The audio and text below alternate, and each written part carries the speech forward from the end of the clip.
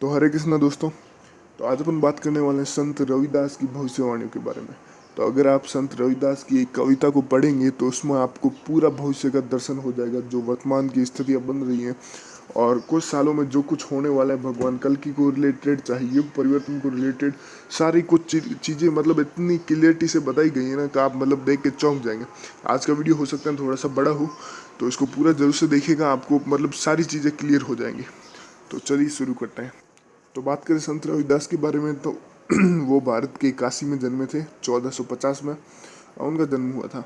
अभी उनकी कविता पर फोकस किया जाए तो उनका कहना है, भारत में अवतारी होगा जो अति विस्मयकारी होगा, ज्ञानी और विज्ञानी होगा वो अद्भुत सेनानी होगा। मतलब समझिए इनके शब्दों को सैद्धांतिक रूप से लीजिए। भारत में अवतारी होगा, सीधा मतलब है भारत में अवतार होने वाला है। जो अति विस्मयकारी होगा अर्थात वो सारी कलाओं से निपुण होगा। ज्ञानी और विज्ञानी होगा, वही चीज़ ज्ञान और विज्ञान की पूरी समझ होने वाली है।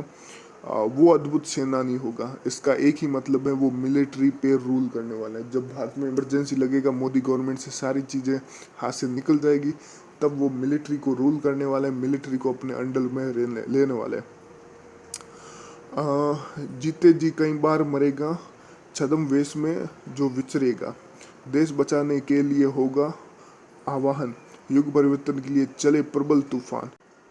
इस चीज़ का मतलब आप लोग नेचुरल डिजास्टर से लगा सकते हैं, यानी कि प्राकृतिक आपदाओं से।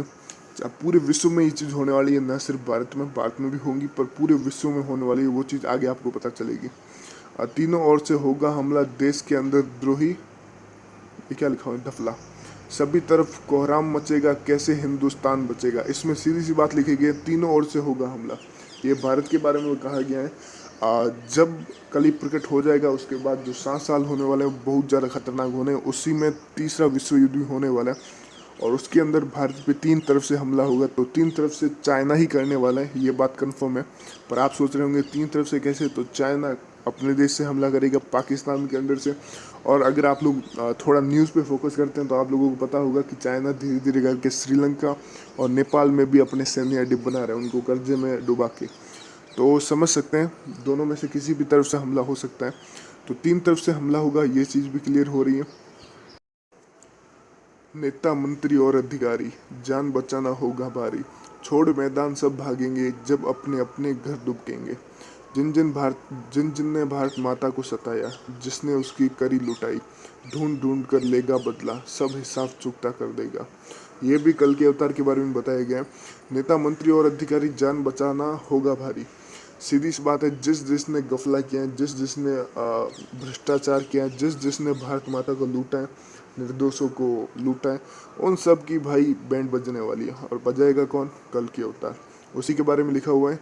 पूरा आप पढ़ के समझ सकते हैं, खुद भी थोड़ा सा दिमाग लगेंगे आपको पता चल जाएगा।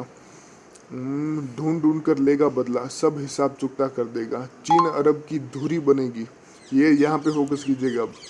चीन अरब की धुरी बनेगी, विध्वंस ताकत उभरेगी, घाटे में होगे ईसाई, इटली में होगा कोहराम, लंदन सागर में डूबेगा। अब देखिए इधर बात की गई चीन, जैसे कि हम बात कर रहे हैं चीन अरब की धुरी बनेगा। हो सकता है जो कली हो उसका रिलेटेड थोड़ा सा चीन से भी हो सकता है। और चीन एक काम 100% करने वाला है, जितने भी मुस्लिम कंट्रीज हैं उनका एक तरह से समझ लीजिए मसीहा बनेगा और उन्हीं के ऊपर अपने आप को विश्व ताकत बनाने का कोशिश करेगा। ये सब इसमें लिखा हुआ है, वही मैं बता रहा हूँ।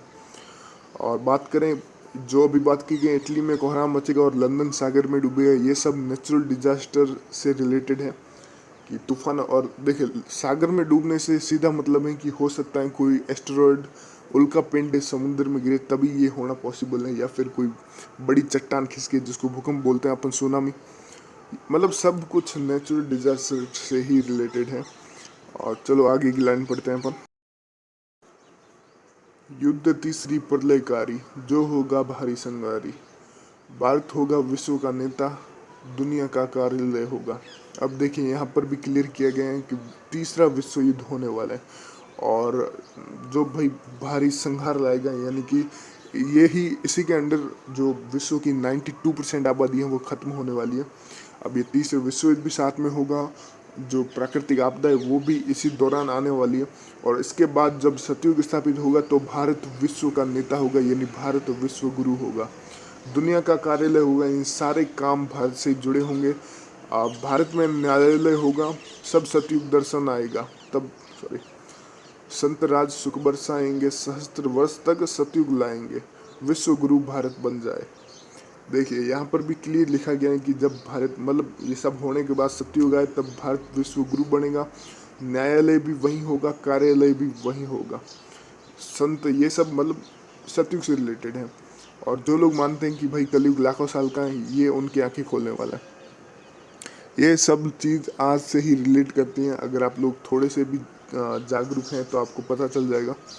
तो संत रविदास जी की भविष्यवाणियाँ यहीं में मतलब एक तरह से आप समझ सकते हैं इसी कविता के अंदर। तो आपकी क्या सोचें इस कविताओं के बारे में कमेंट में ज़रूर से बताइएगा। और बाकी सारी चीज़ें रिलेट है ही, युग परिवर्तन का दौर चल रहा है आज के समय में। बस अपने आप को जागरूक रखिए और विश्व न्यूज़ पर, जो वर्ल्ड न्यूज़ है, उस पर फोकस रखिएगा। बाकी सदाचार, शाकाहार और आध्यात्म से जुड़े रहिए। मिलते हैं अपनी अगली वीडियो में। हरे कृष्णा।